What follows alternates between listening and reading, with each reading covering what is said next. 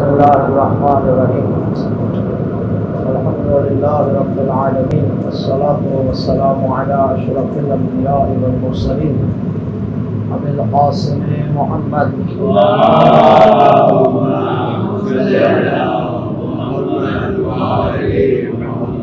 وعلى أهل بيته الطيبين الطاهرين المعصومين سيما بقية الله روحي وأرواح العالمين الكرام مقدم بالخدا ولی عصر امام زمانہ کے ظہور میں تعجیل اپنی سلامتی دعاؤں کی قبولیت کے لیے صلوات پڑھنے محمد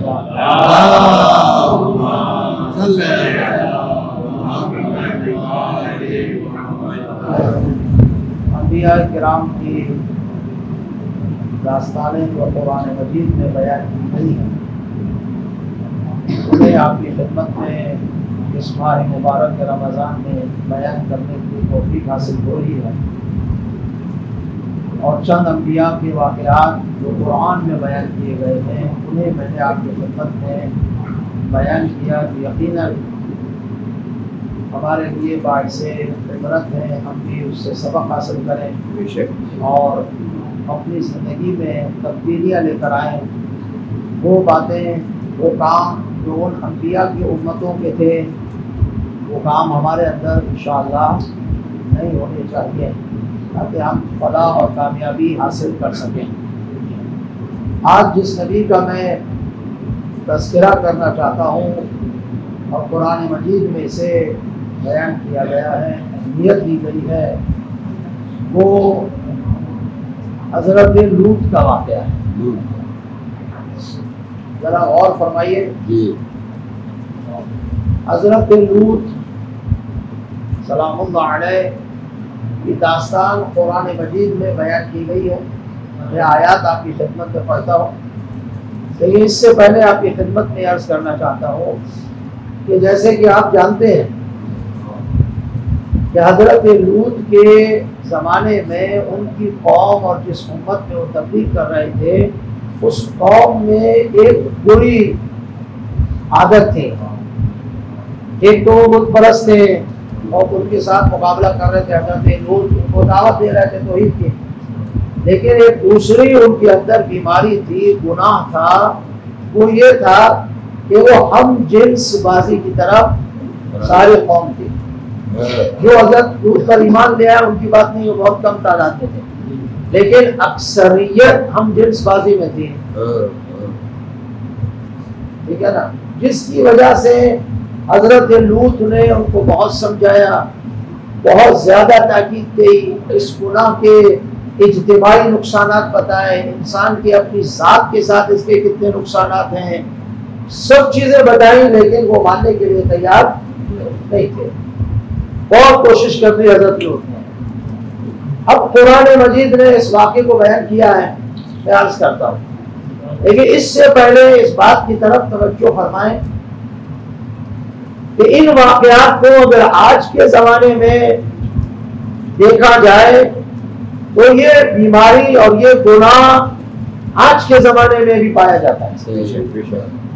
ایسا کئی تو ممالک جہاں اسلام نہیں ہے وہاں علل اعلان قانون پاس کیے گئے کہ شادی ہو سکتی ہے ہم جنس بازی میں، اور ہو بھی رہی ہے یورپ کے کنٹریز میں ادھر ادھر، لیکن جو اسلامی ممالک ہیں ظاہر ہے وہاں اسلام کی کھلا تو مخالفت نہیں کر سکتے، لیکن مسلمان بھی اس بیماری سے، اس گناہ سے دور نہیں ہے متاسفانہ، جبکہ اس گناہ کے بہت زیادہ نقصانات ہیں دنیا میں بھی اور آخرت میں تو ہے ہی ہیں۔ اس لیے یہ ضروری امر ہے کہ ہم دیکھیں کہ ایسے لوگوں پر خدا رب متعال نے اس زمانے میں کیا عذاب نازل کیا تھا۔ تو خدا تو عاجز نہیں ہے کہ جس نے اس قوم پر نازل کر دیا اور ہم پر نازل کرنے کی اس کے پاس طاقت نہیں ہے، نہیں، ان پر اس طرح عذاب نازل کیا اس گناہ کی وجہ سے، ہم پر کسی اور عنوان سے اس گناہ کی وجہ سے عذاب نازل ہو رہا ہے۔ ہمارا مسئلہ یہ ہے کہ ہم ان چیزوں کو شاید عذاب میں کاؤنٹ ہی نہیں کرتے، ایسا میں، جبکہ یہ سارے عذاب ہیں۔ عذاب کے طریقے مختلف ہوتے ہیں. ہر زمانے میں پہلے بھی یہاں کر چکا ہوں، ہر زمانے میں مختلف بیماریوں کا آنا، مختلف اجتماعی بیماریوں کا آنا، یہ عذاب الہی ہے، اس میں شک نہیں ہے. اصل بارش اپنے حدود سے زیادہ ہو جائے یہ عذاب ہے پروردگار کا. اللہ نے پہلے قوموں پر بھی بارش کے ذریعے سے عذاب نازل کیا، مگر حضرت نوح کا واقعہ یاد نہیں ہے. بارش ہی آئی تھی نا جس میں ساری قوم ڈوب گئی، ایسا میں تو بارش رحمت الہی ضرور ہے، لیکن بارش جب اپنی لمٹ سے زیادہ ہو جائے، طوفان اور نہ جانے کس چیزوں کا سبب بن جائے، سیلاب کا سبب بن جائے، تو یہ رحمت نہیں ہے، یہ عذاب ہے، اور یہ اجتماعی عذاب ہے. لیکن ہماری ستم ظریفی یہ ہے کہ ہم اس کی طرف توجہ نہیں کرتی. عذاب الہی آ گیا، ہم اسے بھی کسی اور طرف گھمانے کی کوشش کرتے ہیں. یہ جو کینسر بیماری ہے، یہ اور جو بیماریاں چل رہی ہیں، اور عجیب و غریب بیماریوں کے جو ہے نا وہ اندازہ یہ کیا سب عذاب ہے. اس کی وجہ یہ ہے کہ نہ جانے اس دنیا میں کیا کیا ہو رہا ہے. شاید ایسے گناہ اس وقت دنیا میں ہو رہے ہیں کہ پہلی قومیں بھی اگر آ جائیں تو وہ بھی شرمندہ ہوگی کہ ہم تو تھے لیکن تم ہم سے 1000 گنا آگے ہو. یہ گناہ ہو رہا ہے. جب ایسا ماحول بن جائے، جب ایسا معاشرہ آ جائے تو ہماری ذمہ داریوں میں کئی گنا اضافہ ہو جاتا ہے. آج سے 50 سال پہلے والدین پر ذمہ داری تھی، لیکن شاید جو آج ذمہ داری ہے وہ 50 سال پہلے تربیت میں نہیں تھی. اس لیے کہ 50 سال پہلے یہ آلات اور یہ ٹیکنالوجی اور یہ مصیبتیں نہیں تھی. لیکن آج ہر جوان کے ہاتھ میں گناہ موجود ہے. ایسا میں نہیں، یہ موبائل گناہ اس کے اندر موجود ہے، اس کے اندر ہر برائی موجود ہے، اس کے اندر نہ جانے کیا کیا موجود ہے. ایسا میں پہلے تھا کہ بچوں کو جوانوں کو کہیں دیکھ لیا منع کر دیا. اب کیا منع کریں، کیسے سمجھائیں؟ ذمہ داری زیادہ ہو چکی ہے. اب موبائل میں ہر چیز موجود ہے، ہر ایپ فساد والی کھولو، فحشا والی کھولو، آپ کے پاس ویب سائٹ آ جائے گی. کون سے فحشا ہے جو چھوٹے سے موبائل میں نہیں رکھے گئے؟ اس لیے اس زمانے میں تو بہت زیادہ جہاں والدین کو بہت زیادہ متوجہ ہونا چاہیے، شاید اتنے ہی والدین غافل اپنی اولاد کی تربیت سے ہیں. پہلے کے زمانے میں اگر آپ دیکھیں جو بزرگ ہیں جانتے ہیں ہماری تربیت ہوئی ہے، اس زمانے میں بہت سختی تھی. تھوڑا سا غلط کام ہو جائے تو پھر وہ خوف اور ڈر تھا. آج وہ بھی نہیں ہے، سب چیزیں ختم ہو چکی ہیں. اس لیے عزیزان محترم ہمیں بہت زیادہ سوچ وچار کے قدم اٹھانا ہے.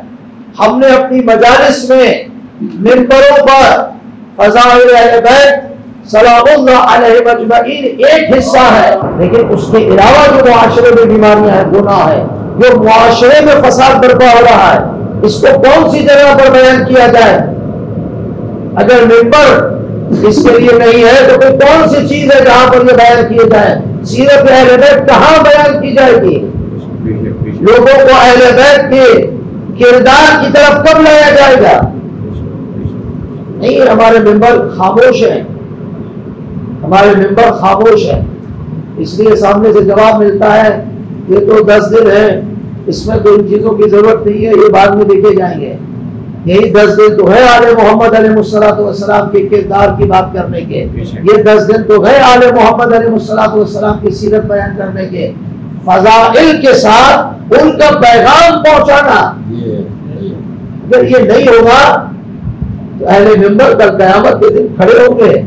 جو اہل منبر کا حساب ہوگا نا وہ آپ دیکھیں گے قیامت کے دن اہل منبر کا، صاحب امامہ ابا کبابہ کا، جن کی ذمہ داری ہے وہ اپنی ذمہ داری کو بیان نہیں کرتے، انہیں معاشرے کے فساد کا معلوم ہے پھر بھی خاموش ہیں، ان کو قیامت کے دن بہت سخت مناظر سے گزرنا پڑے گا، بہت سخت مناظر۔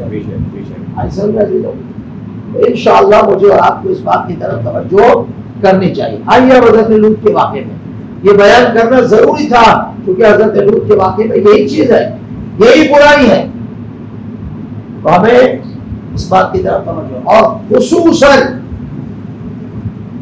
آج کے اس فتنہ پرور زمانے میں اپنی اولاد کو دیکھیں، ان کے دوست کون ہیں، وہ کس کام نشین ہے، وہ کس کے ساتھ اٹھتا بیٹھتا ہے، وہ کس کے ساتھ باہر جاتا ہے، کیا کرتا ہے۔ اگر یہ کنٹرول نہیں کیا، کل ہوتے رہو گے اولاد کہیں چلی گئی۔ یہ بات سمجھ میں آ رہی ہے آپ کو؟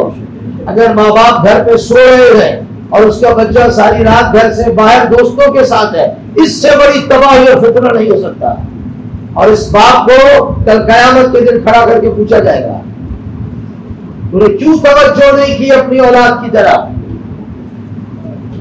وہ چیزیں ایسی سارے بہت نا، خدا را اس بات کی طرف توجہ فرمائیں۔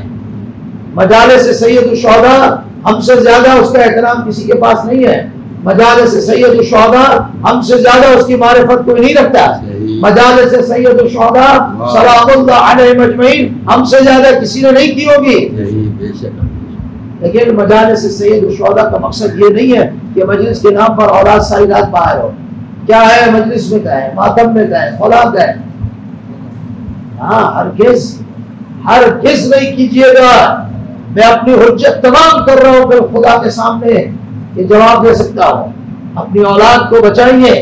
اس فتنہ پرور زمانے میں شیطان بیٹھا ہے ہر جگہ، اور وہ بھاگ لگائے بیٹھا ہے، کب موقع ملے اور اس جوان کو، اس بچے کو لے جائے گمراہی کی طرف۔ اگر آپ ایک لحظے کے لیے گمراہ ہوئے، غفلت میں ہوئے، تو یہ اولاد ضائع ہو جائے گی۔ اولاد ضائع ہو گئی تو ماں باپ کی زندگی مصیبت کی زندگی ہے، یقین مانیے۔ حضرت لوط کے بارے میں خدا رب تعالی قرآن مجید میں کیا فرماتا ہے، غور فرمائیے عزیزو، یہ جو میں نے بتایا یہ تمہید ہے، مقدمہ ہے آج کے درس کا، جو نتیجہ نکلے گا میں نے پہلے بتا دیا آپ کو۔ وَلُوطًا آتَيْنَاهُ حُكْمًا وَعِلْمًا، ہم نے حضرت لوط کو حکمت بھی دی اور علم بھی دیا۔ وَنَجَّيْنَاهُ مِنَ الْقَرْيَةِ الَّتِي كَانَتْ تَعْمَلُ الْخَبَائِثَ، اور ہم نے اس قریے سے، اس جگہ سے ان کو نجات دی جہاں پر وہ بد عملی کی جاتی تھی اور خبائث اور خباثت اور گناہ تھا۔ إِنَّهُمْ كَانُوا قَوْمًا سَوْءٍ فَاسِقِينَ، ان کی قوم فاسق تھی، بہت بری قوم تھی۔ وَأَدْخَلْنَاهُ فِي رَحْمَتِنَا، ہم نے حضرت لوط کو اپنی رحمت میں داخل کیا۔ إِنَّهُ مِنَ الصَّالِحِينَ، اور ہمارا یہ بندہ صالحین میں سے تھا۔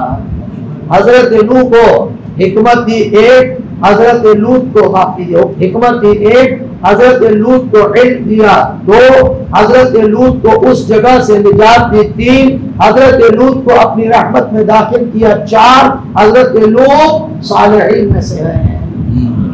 یہ 5 نقطے ہیں اس آیہ شریفہ میں جو حضرت لوط کی شخصیت کے بارے میں قرآن مجید بتا رہا ہے۔ اب حضرت لوط بت پرستی کے خلاف بھی گفتگو کر رہے تھے، آؤ توحید کی طرف، اللہ کی عبادت کرو، اس کے سوا کوئی عبادت کے لائق نہیں ہے۔ اور دوسرا یہ بد فعلی کا عمل بھی تھا، اب ان کو سمجھا رہے تھے کہ دیکھو اللہ نے تمہارے لیے عورتیں رکھی ہیں، تمہارے استعمال کے لیے عورت ہے، اس سے شادی کرو حق حلال کے ساتھ، جو تمہارے اندر شہوت ہے اس کو پورا کرنے کے لیے خدا نے انتظام کیا ہے۔ 2 مخلوق بنائی ہیں، مذکر و مؤنث، 2 عورتیں ہیں، ان کے ساتھ حق حلال کے ساتھ شادی کرو، نکاح کرو، وہ راستہ ہے تمہارے لیے۔ یہ راستہ غلط ہے، یہ راستہ حرام کا راستہ ہے، یہ راستہ غضب کا ہے، اس سے دور رہو۔ سمجھاتے رہے سمجھاتے رہے سمجھاتے رہے۔ اب لوط کی قوم نے کیا کیا؟ یہی آج کل ہوتا ہے۔ میں نے ایک اور نبی کے زمانے کی زندگی بیان کرتے ہوئے کہا تھا ہمارے آج کے زمانے بھی یہی ہے، جس کو سمجھانے جاؤ یہ آپ کی بات سمجھ میں نہیں آ رہی، آپ کہنا کیا چاہتے ہیں؟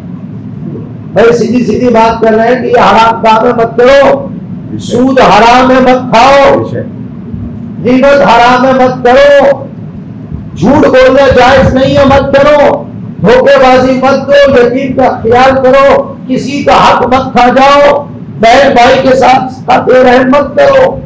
اس سے زیادہ کھلی بات کیا کی جا سکتی ہے جو سمجھ میں نہیں آئی؟ جب حضرت لوط کی قوم نے حضرت لوط کے پیغام پہنچایا تو آپ دیکھیں قرآن کیا کہہ رہا ہے۔ سورہ شعراء کی آیت ہے 160 سے 166 تک، 160 سے لے کر 166 سورہ شعراء، دو قرآن میں آیت ہے، سورہ ایک شورا ہے ایک شعراء ہے۔ ہاں یہ شعراء ہے۔ کذبت قوم لوط المرسلین، حضرت لوط کی قوم نے، وہ لوط جس کو ہم نے رسول بنا کر بھیجا تھا، اس کی قوم نے حضرت لوط کی تکذیب کی۔ لوط تمہاری باتیں ساری غلط ہیں، نعوذ باللہ۔ کب؟ اذ قال لهم اخوهم الا تتقون، جب کہا اس قوم کو، اور فرمائیے ہاں، جب کہا اس قوم کو اخوہم، نہیں کہا نبی، نہیں کہا رسول، یہاں پر مرسلین پہلے کہہ دیا، لیکن یہاں کیا کہہ رہے ہیں؟ اخوہم، اخو یعنی تمہارا بھائی، یعنی جو آپ کے لیے نیک پیغام لے کر آئے، جو آپ کو ہدایت کرے، جو آپ کو اچھائی کی دعوت دے، وہ اخو، وہ تمہارا بھائی ہے۔ معصوم فرماتے ہیں جو تمہارے سامنے تمہاری چاپلوسی کرے، تمہاری تعریف کرے، تمہیں پتہ نہیں کیا کیا کرے، وہ تمہارا دشمن ہے۔ اگر وہ تمہارا صحیح دوست ہے، وہ پیچھے تمہاری تعریف کرے گا اور تمہارے سامنے تمہاری غلطیاں بیان کرے گا۔ امیر المومنین فرماتے ہیں اس کے اندر عیب اس کے سامنے بتاؤ تاکہ وہ اصلاح کر سکے، وہ بھی دلیل کے ساتھ، وہ بھی لین زبان میں، وہ بھی پیار و محبت میں کہ یہ چیز آپ کے اندر ہے، اس چیز کو آپ نے محسوس کیا ہے۔ وہ ہے دوست، وہ ہے بھائی، یہ نہ کہ سامنے سر اٹھا لے اس کو، اس کے اندر وہ صفت ہو نہیں، بس یہ تم وہ تم وہ، تم نے تو کمال کر دیا، تم نے تو وہ کر دیا جو کیا ہی نہیں کسی نے۔ مولانا آپ نے تو آج مجلس ایسی پڑھ دی، قیامت تک ہم سنیں گے بھی نہیں کسی کو ایسا، یہ جھوٹی تعریفیں ہیں۔ مولانا خوش ہو رہا کہ ماشاءاللہ توبہ، مولانا خود تم نے روایت پڑھی، تم تو سمجھو کم از کم۔ ہاں ہمیں نام نہیں لیتا، کتنے ایسے خطیب دنیا سے چلے گئے، جب دنیا میں تھے تو ان کے لیے جو ہے کیا کیا کہا جاتا، گئے ہوئے کچھ سال ہوئے، آج ان کا نام کسی کے زبان پہ نہیں ہے۔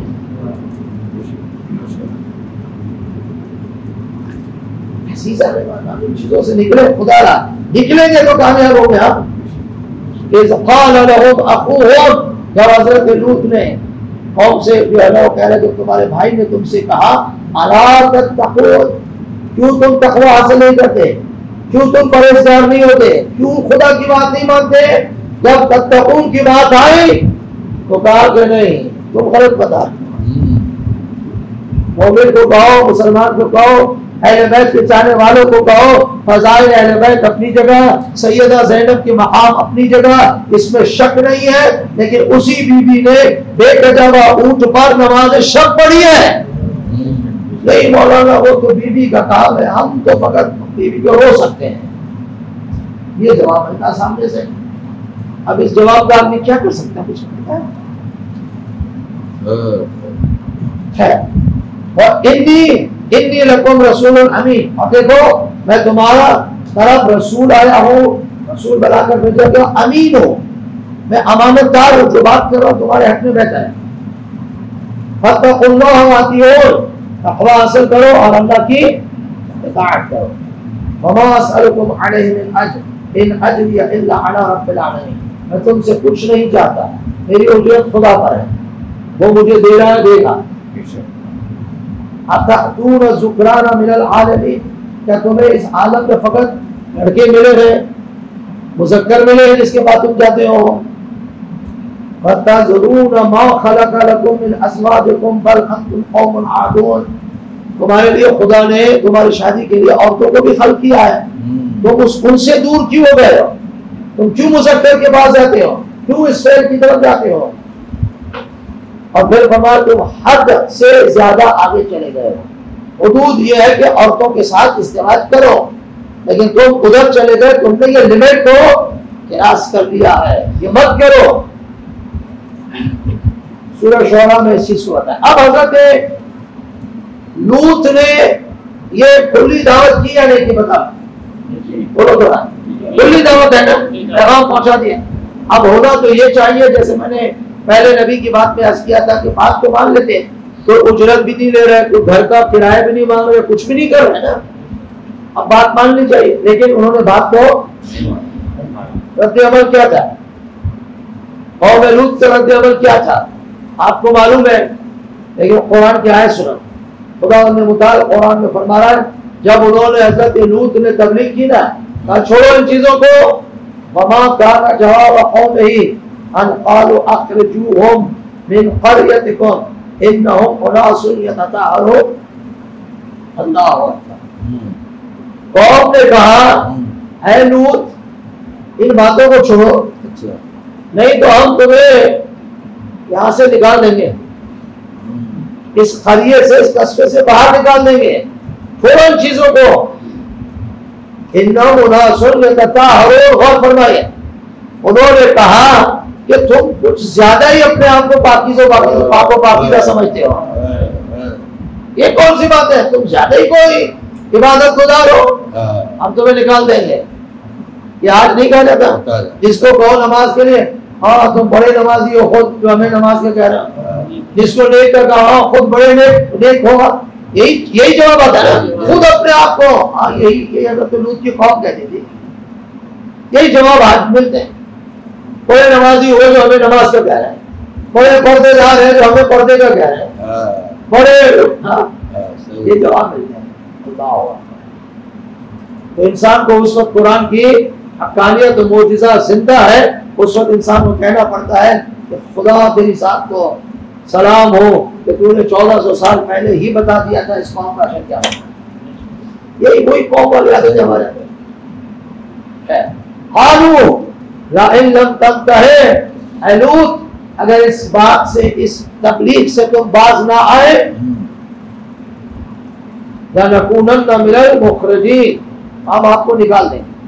قال انی لعملکم من القالین، حضرت لوط نے کہا میں تمہارے اس عمل کے خلاف ہوں، تم جو یہ کہہ رہے ہو کہ میں تمہیں نکال دوں گا، یہ تبلیغ چھوڑ دو، ہمیں اس پہ آزاد چھوڑو، حضرت لوط نے کہا ہرگز نہیں چھوڑوں گا۔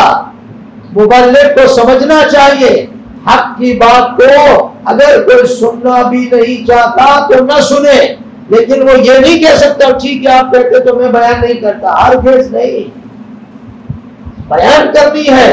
حضرت لوط نے بھی یہی کہا میں تمہاری اس بات کو نہیں مانتا، تم غلط کہہ رہے ہو، میں نے اپنا کام جام لینا۔ فما كان جواب قومه الا ان قالوا ائتنا بعذاب الله ان كنت من الصادقين۔ اس قوم کے پاس پھر اس دلیل کا جواب نہیں تھا، کہنے لگے اگر آپ سچے ہو تو عذاب منگاؤ ہم پر، اگر تم سچے ہو تو خدا کو پر عذاب نازل کرے، عذاب آ جائے گا تمہاری سچائی کا پتہ چل جائے گا۔ آخری ہتھیار یہی ہے، عذاب منگاؤ۔ ایسا میں امیر المومنین کی ولایت کا اعلان ہوا، اس حارث نے یہی کہا تھا یا رسول اللہ اگر یہ کلام اللہ کا ہے تو اسے کہو پتھر نازل کرے، میں مان جاؤں گا۔ اسی وقت پتھر آیا ایک لہجے میں اور اس کے سر پہ دھواں آتا ہے، اسے نکل گیا، اس کو غارت کر دیا۔ وہی عذاب مانگ رہے تھے، جیسے ہی عذاب مانگا تو قرآن نے کہا قال رب انصرنی علی القوم المفسدین، پروردگار اس قوم پر میری مدد کر، یہ مفسد قوم مجھ سے کہہ رہی ہے کہ تم سچے ہو تو عذاب بھیجے خدا، تو خدا میری مدد کر، ان پر عذاب بھیج تاکہ میری سچائی کا ایسا ہی کہہ دیا۔ اگر جاگ رہے تو صلاۃ پڑھ دو محمد۔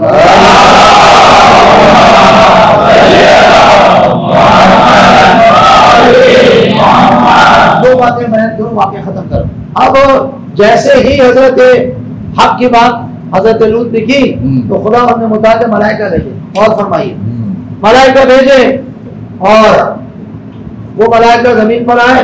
وہ پہلے حضرت لوط پر کے پاس جانے سے پہلے حضرت ابراہیم کے گھر پہ آئے. سلام دعا پیغام خدا کا سلام ضرور سب چیزیں. حضرت ابراہیم نے پوچھا خیر تو اور کہاں جا رہے؟ کہا لوط کی قوم کے لیے عذاب لے کر آئے, اللہ کی طرف سے عذاب لے کر آئے ہیں, ہم وہاں جا رہے ہیں, ہم اپنی ڈیوٹی پر جا رہے ہیں. چلے تو حضرت ابراہیم نے کہا بھائی وہاں حضرت لوط بھی ہے, ان کی اولاد بھی ہے, ان پر جو ایمان لے کر آئے وہ بھی ہیں. کہا ان کو خدا بچا لے گا, لیکن وہ مفسد جو ایمان لے کر نہیں آئے ان کی خیر نہیں آئے. یہ کہہ کر حضرت ابراہیم سے خدا حافظ کیا. چلے غور فرمائیے لوط کے پاس آئے. اب حضرت لوط کے گھر جب شہر میں آئے تو وہ فرشتے تو نہیں بن کر آئے, وہ انسانی شکل میں آئے, مذکر اور لڑکے بن کر آئے, اور بڑے ہی خوبصورت جو ان قوم کے دیکھے نہیں تھا. جیسے شہر میں داخل ہوئے تو پتا چلا کہ آج حضرت لوط کے گھر میں مہمان ہیں, لڑکے ہیں, مذکر آئے ہیں, بڑے خوبصورت ہیں. سب آ گئے حضرت لوط کے دروازے پہ کہ انہیں ہمارے حوالے کرو. حضرت لوط نے سمجھایا, قرآن کی آیتیں پڑھی سنیں, حضرت لوط نے سمجھایا کہ دیکھو یہ نہ کرو, یہ میرے مہمان ہیں, ان کا خیال رکھو. ابھی حضرت لوط کو پتہ نہیں تھا کہ یہ ملائکہ ہے, یہ میرے مہمان, جو حضرت لوط کا بھی امتحان لینا تھا نا, یہ میرے مہمان ہیں, مجھے رسوا مت کرو, میری بیٹیاں موجود ہیں, میری بیٹیاں میں تمہارے اختیار میں دیتا ہوں, ان سے شادی کر لو, وہ راستہ تمہارے لیے ہے, لیکن میرے مہمانوں کو کچھ مت کہو, میری عزت کا مسئلہ یہ پڑا. کہا کہ نہیں, ہم تمہاری بیٹیاں ہمیں نہیں چاہیے, ہمیں یہی لڑکے چاہیے. اور سمجھائے نہیں مانا, حالات بگڑتے گئے. تو انہوں نے جو ملائکہ تھے اصل میں, انہوں نے حضرت لوط کو کہا تم گھبراؤ مت, ہم وہ نہیں ہے جو یہ سمجھ رہے ہیں, ہم تو ان کا صفایا کرنے کے لیے آئے ہیں, ہم ملائکہ ہیں, فرشتے گئے, ہمیں اللہ نے بھیجا ہے اس قوم پر جس پر آپ نے اتنی محنت کی ہے. سمجھایا گئے, انہوں نے نہیں مانی اور کہا کہ اگر لوط سچا ہے تو عذاب خدا نازل کرے. تو اللہ نے ہمیں عذاب کے لیے بھیجا ہے, اب ہمیں اس قوم کا صفایا کرنا ہے. تب جا کر حضرت لوط کو بھی سکون آیا کہ اب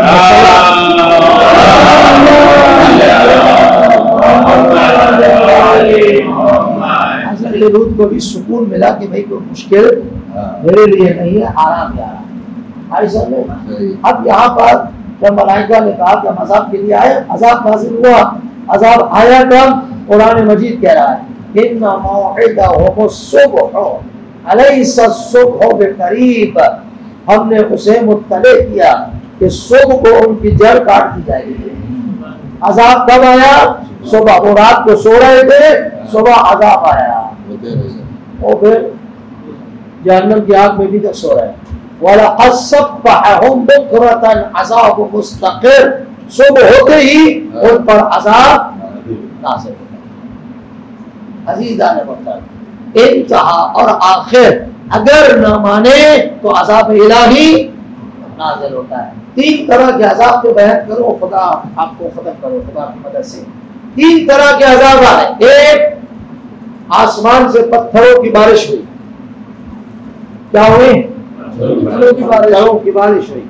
وَأَمْطَرْنَا عَلَيْهَا حِجَارَةً مِّن سِجِّيلٍ مِّن سِجِّيلٍ مَّنضُودٍ مُّصَوَّمَةً عِندَ رَبِّكَ وَمَا هِيَ مِنَ الظَّالِمِينَ بِبَعِيدٍ. ہم نے ان پر مٹی بھرے پتھروں کی بارش کی, وہ پتھر جس پر تیرے پروردگار کی طرف سے نشان لگے ہوئے تھے, اور وہ سزا ظالموں سے دور نہیں. تو ایک, آسمان سے پتھر نازل ہوئے اس قوم پر. 2, زلزلہ آیا شدید, پتھر بھی آیا آسمان سے, شدید زلزلہ بھی آیا.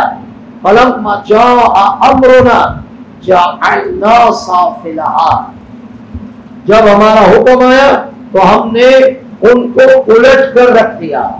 یعنی ایسا زلزلہ آیا کہ وہ الٹ پلٹ ہو گئے, ختم ہو گئے. تیسرا آسمانی بجلی گرائی گئی جس سے وہ جل کر راख ہو گئے. فَأَخَذْنَاهُمْ الصَّيْحَةُ مُصَمِّمِينَ، ہم نے ان پر آسمانی بجلی کو گرایا.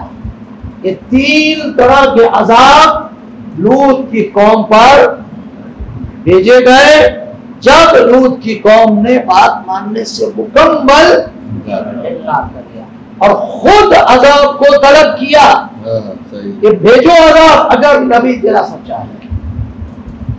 تو پروردگار عالم نے عذاب بھیج کے اس قوم کو فارغ کر دیا. عزیزان محترم، ہمیں اس معاشرے میں اس گناہ سے بچنا چاہیے. دو گناہ اس زمانے میں بھی ہو رہے ہیں. ایک یہ گناہ ہے، دوسرا گناہ بھی جس میں جوان مبتلا ہے انہیں سوچنا چاہیے، اور وہ گناہ استمنا کا گناہ ہے. استمنا روزے کو باطل کرتی ہے.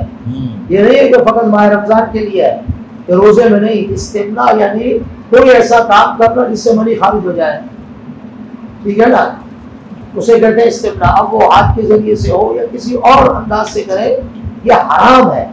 اس کے اوپر بھی وہی عذاب ہے جو ہم جنس بازی کا گناہ ہے، اور یہ گناہ بھی عام ہے اور جوانوں میں زیادہ تر دنیا میں پایا جاتا ہے. اس بات سے بھی توجہ فرمائیں، ان گناہوں سے اپنے آپ کو ہم بچائیں. اسی لیے کہا جاتا ہے بچے جب بالغ ہو اور عاقل ہو، نہ فقط بالغ، یہ نہیں کہ 15 سال کے ہو شادی کر دو، نہیں، بالغ ہو اور عاقل ہو. 18 سے 20 سال 21-22 سال میں اس زمانے میں جتنا جلدی ہو سکے وقت پر ان کی شادی کو کر دینا چاہیے تاکہ وہ حرام کاموں سے محفوظ رہ سکے. اس لیے اس طرف توجہ فرمائے. میں آپ کو بتا کے جا رہا ہوں، ہر آنے والا دل سخت ترین دل ہوگا. ہر آنے والا دل فتنوں سے بھرا ہوا دل ہوگا. اس کے لیے ہمیں اپنے مائنڈ کو تیار کرنا ہے. ہمیں قرآن کو سامنے رکھے، کلمات معصومین کو سامنے رکھ کر خود بھی بچنا ہے، اپنے اہل و عیال کو بھی بچانا ہے.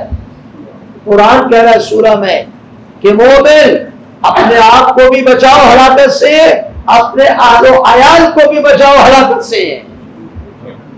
تو اس لیے انشاءاللہ کوشش کریں کہ اس برائی سے بچ کے رہے اور عذاب الہی سے محفوظ رہے انشاءاللہ.